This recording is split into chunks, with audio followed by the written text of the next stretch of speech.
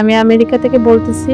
আমি সম্পূর্ণ একাই এখানে পড়ে আছি, কেউ নাই। আমি যদি ঘরে মারা যাই এই মুহূর্তে, আমার যে সোশ্যাল ওয়ার্কার 5 দিন পরে আসবে, আইসা দেখবে যে আমার লাশ পড়ে আছে।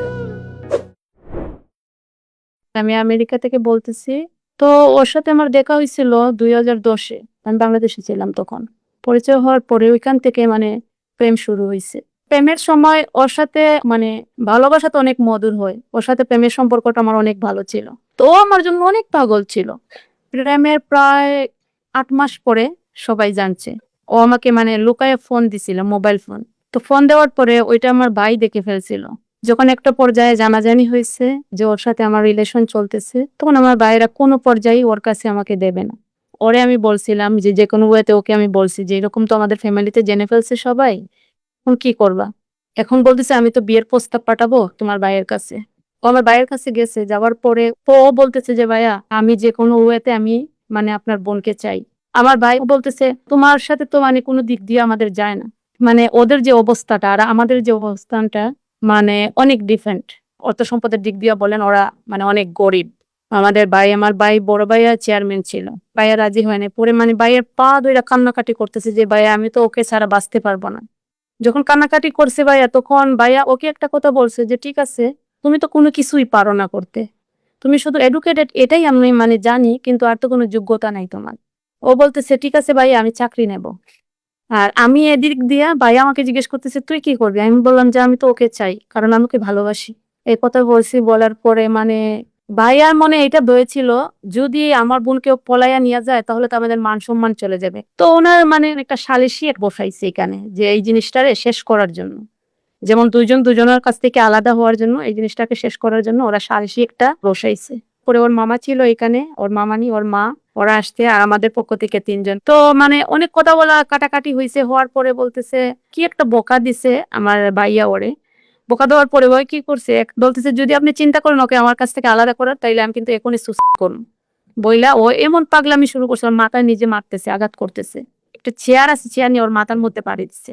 ওই ঠোঁট কাটে গেছে, এদিক দিয়ে রক্ত করতেছে। তো এটা দিকে সবাই ভয় পাইয়া গেছে। ও একদম সেন্সলেস হয়ে মাটিতে পড়ে গেছে। যখন ওরা বলতেছে তোমার ডিসিশন কি, ওর মামা বলতেছে, ভাইয়া বলতেছে। আমি বললাম আসলে আমি ওর সাথে কথা না বলে আমি কোনো ডিসিশন দিতে পারবো না। বলতেছে ওর সাথে তুমি কি কথা বলবা? আমি বললাম না, ওর সাথে আমার কথা বলার আছে। আমাকে আপনি 5টা মিনিট দেন, না 2টা মিনিট দেন, আমার সাথে কথা বলতে হবে পার্সোনালি 2 মিনিটের জন্য কথা বলতে দিছিল। পরে আমি ওরে পানি দিছি, পানি দেওয়ার পরে ওর জ্ঞান ফিরে আসছে। আসার পরে আমি বললাম যে তুমি পাগলামি করতেছো কেন? এটা তো করে কোনো লাভ নাই, এইটা ভালো না।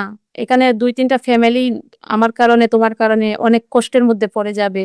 বলতেছে দেখো তুমি কোনো উল্টাপাল্টা কথা বলো না, তুমি শুধু একটাই বলবা যে আমি তোমাকে চাই, তুমি আমাকে চাও, না হয় চলো আমরা 2জন সুসাইড করি। প্রবাসী ভাই বোনেরা শুনছেন তো, আপনারা যারা দেশে টাকা পাঠাতে চাচ্ছেন কিন্তু প্রতিনিয়ত ঝামেলার শিকার হচ্ছেন অথবা প্রতারণার শিকার হচ্ছেন, তাদের জন্য আছে ট্যাপ ট্যাপ সেন্ড, নির্ভরযোগ্য এবং সহজভাবে দেশে টাকা পাঠানোর ব্যবস্থা।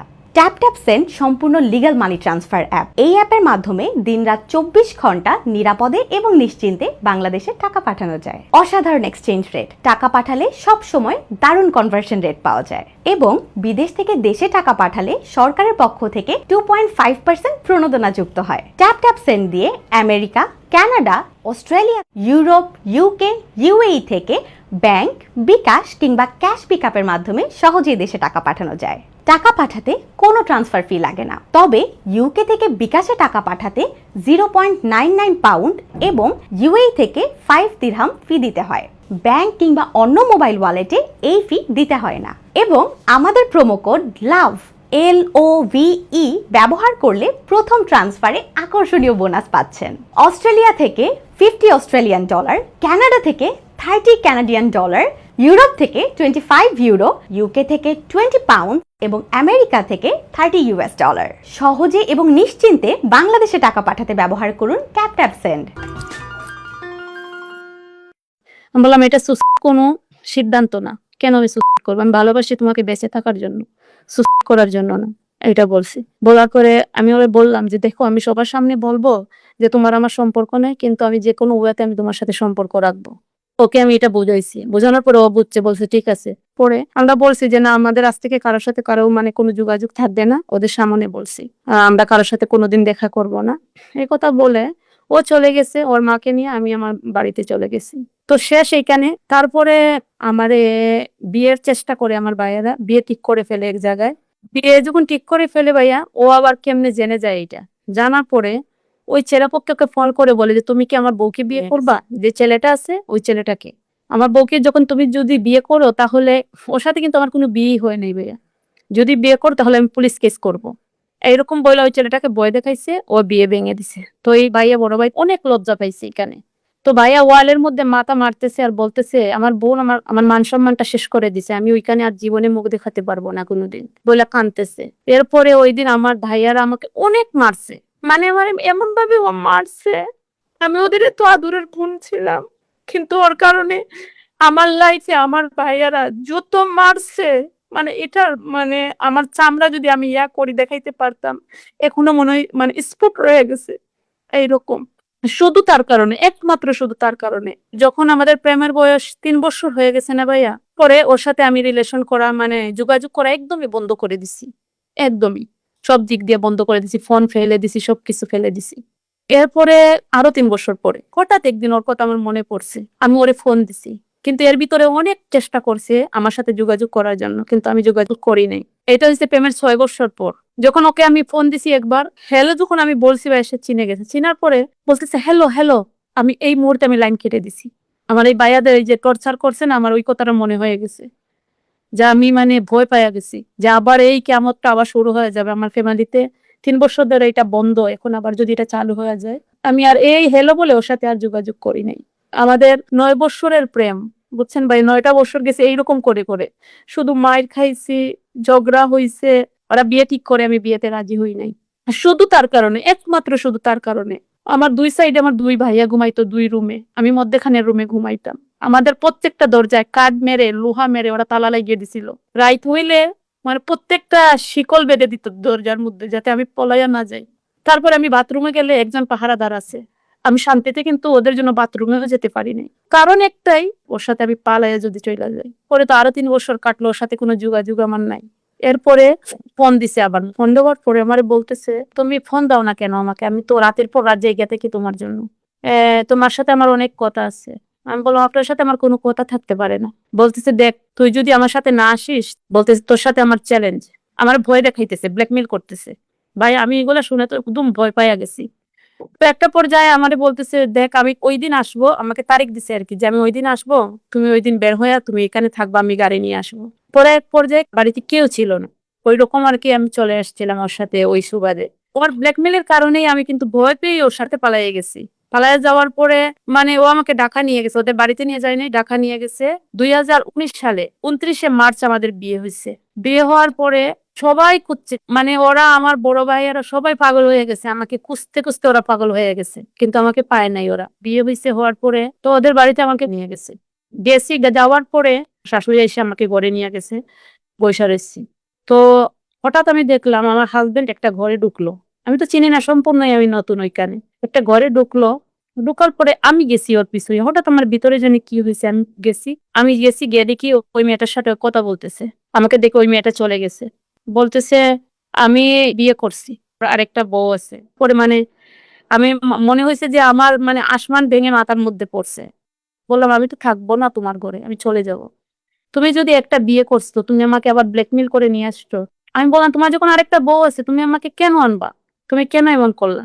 আমার শাশুড়ি বলতেছে তোমার জন্য তো ওর লাইফই শেষ করে দিছে, আমার ছেলে কিন্তু অনেক মানে 9টা বছর ওর লাইফের কাটাইয়া দিছে, ও তোমার জন্য পাগল। আমরা অনেক চেষ্টা করছি ওকে বিয়ে করানোর, কিন্তু ও রাজি হয় নাই।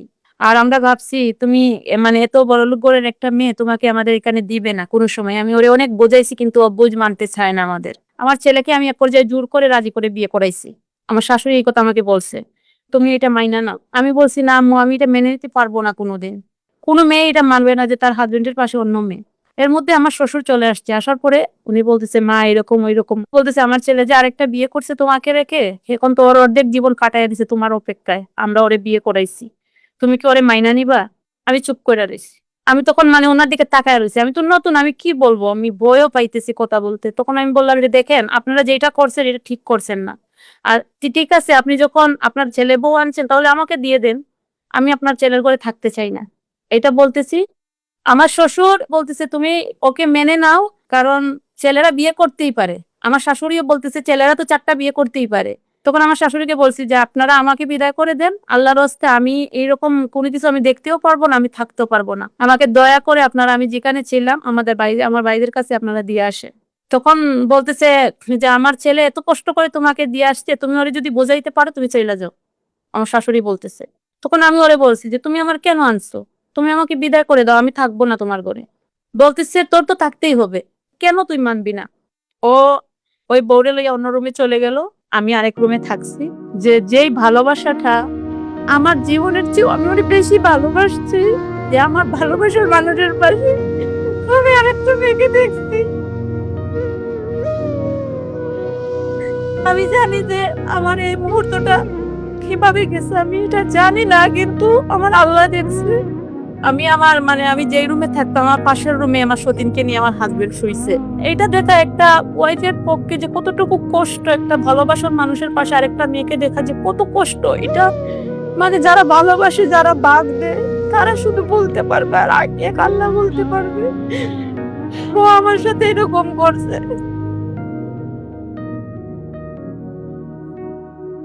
আমি এক রুমে ছিলাম আর সে আমার সতীনকে নিয়ে অন্য রুমে ঘুমাইছে। ও আমার কাছে আসে নাই, আমার চোখের পানি একটু আমের নাই।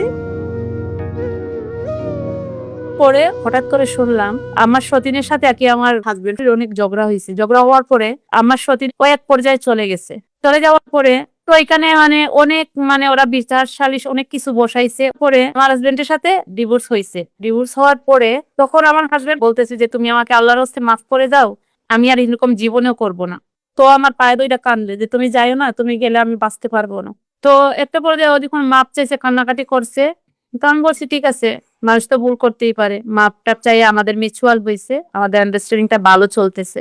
পরে ও আমাকে কি করলো, ঢাকায় নিয়ে আসলো আবার। যেহেতু ওর ঢাকা চাকরি করে, ঢাকায় গিয়ে আমি নতুন বাসা নিছি, আমাদের নতুন বাসায় উঠছি। সেখানে শুধু আমি আর আমার হাজবেন্ড থাকতাম, কেউ থাকতো না। আর এরকম করে করে ভাইয়া 8 মাস হয়েছে। তো হঠাৎ আমি চিন্তা করলাম যে আমার হাজবেন্ড তো কোনো কিছুই করতে পারে না, ছোটখাটো একটা চাকরি করতো, আমাদের দিন ভালো চলতেছিল, কিন্তু অতটা ভালো চলতেছিল না। তো এক পর্যায়ে চিন্তা করলাম যে আমার হাজবেন্ডকে আমি প্রতিষ্ঠিত করতে চাই। তখন আমার মামা আমেরিকায় থাকে, তো ওদের সাথে আমি যোগাযোগ করলাম যে দেখো আমার তো পরিস্থিতি এরকম এরকম, আমি তো আমার বাবার বাড়িতে আর যাই না, আমি একদমই ওর জন্য বন্ধ হয়ে গেছে, আমি যাওয়া আসা করি না। সবকিছু আমি খুলে বললাম, বলার পরে উনি রাজি হয়েছে যে আমরা তোর জন্য অ্যাপ্লাই করব। তো উনি সর্বোচ্চ চেষ্টা করছে।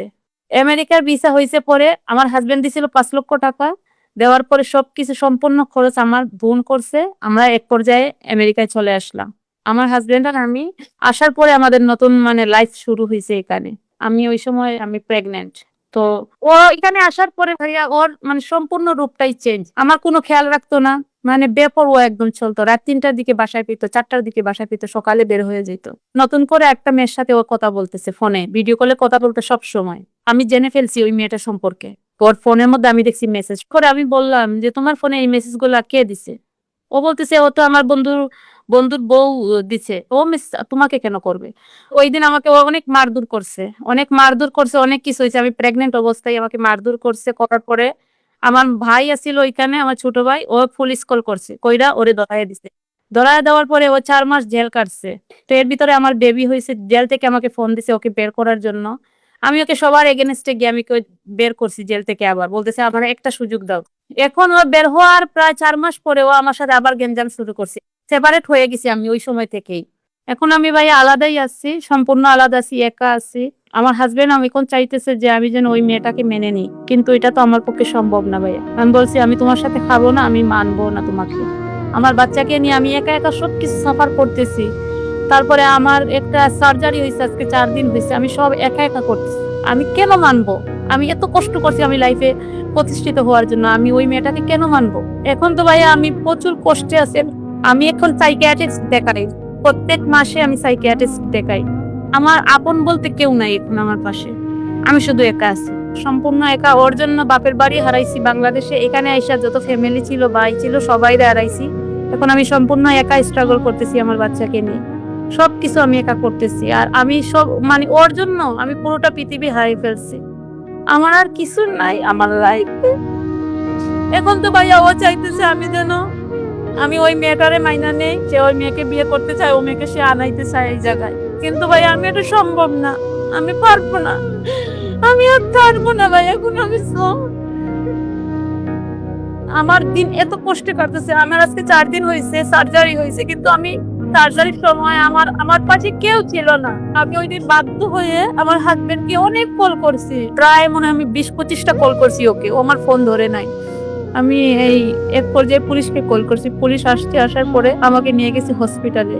আমি অনেক একা, আমি যেমন মানসিক দিক দিয়ে অনেক কষ্টে আছি, শারীরিক দিয়ে কষ্টে আছি। আমার বাচ্চাটাকে নিয়ে আমি অনেক একা হয়ে গেছি। আমার মাথা এখন কাজ করে না। আমি অনেক কিছু সাফার করছি লাইফে, অনেক কিছু দেখছি, শুধু ওই মানুষটার জন্য সবাই আছে, কিন্তু ওর জন্য আমি সম্পূর্ণ একা হয়ে গেছি। ওর কারণে আমার মানে সবাই থেকে সবাইকে আমি হারায় ফেলছি, শুধু ওর কারণে আমার জীবনটা পুরো নষ্ট হয়ে গেছে ভাইয়া। ওই মানুষটা আমাকে একদম সিলেক্টলি যন্ত্রণা দিয়ে শেষ করে ফেলছে, আমার সব কিছু শেষ করে ফেলছে। আমি তো ওকে অনেক ভালোবাসতাম, পাগলের মতো ভালোবাসতাম। ওর প্রতিদান আমার এটা দিছে। আমি তো কেউ নাই, আমি সম্পূর্ণ একা হয়ে গেছি এখন। আমি সম্পূর্ণ একাই এখানে পড়ে আছি, কেউ নাই। আমি যদি ঘরে মারা যাই এই মুহূর্তে, আমার যে সোশ্যাল ওয়ার্কার 5 দিন পরে আসবে, এসে দেখবে যে আমার লাশ পড়ে আছে। একটা মেয়ে যার পরিবার, বাবা মা আর ভাই অনেক নিষেধ করেছে, অনেক অনুরোধ করেছে, অনেক বোঝানোর চেষ্টা করেছে। তারা বলেছিল আর একটু ভেবে দেখো, তাড়াহুড়া করে সিদ্ধান্ত নিও না। কিন্তু ভালোবাসার টানে সে সব কথা উপেক্ষা করে প্রেমিকের হাত ধরে বাড়ি ছেড়ে চলে যায়। সে সময় হয়তো তার মনে হয়েছিল ভালোবাসাই সব, পৃথিবীতে আর কিছুর দরকার নাই। কিন্তু জীবনের পথ সব সময় আমাদের ভাবনার মতো হয় না। আজ সেই মেয়েটি দূর দেশে আমেরিকায় একটা ছোট বাচ্চাকে নিয়ে একা একা নিঃসঙ্গ জীবন কাটাচ্ছে। যে মানুষটির জন্য সে নিজের পরিবারকে ছেড়ে গিয়েছিল, সে মানুষটিও আজ তার ঠিকঠাক পাশে নেই। সবচেয়ে কষ্টের বিষয়, এখন তার নিজের পরিবার থেকেও সে অনেক দূরে। হয়তো লজ্জায়, হয়তো ভয়ে, হয়তো অভিমানে তাদের সাথে আর যোগাযোগ নেই 4-5 বছর। এই জায়গা থেকে আমরা সেই পরিবারের কাছে আন্তরিকভাবে একটা অনুরোধ করতে চাই, দয়া করে আপনারা আপনাদের মেয়ের সাথে, আপনাদের বোনের সাথে যোগাযোগ করুন, চেষ্টা করুন।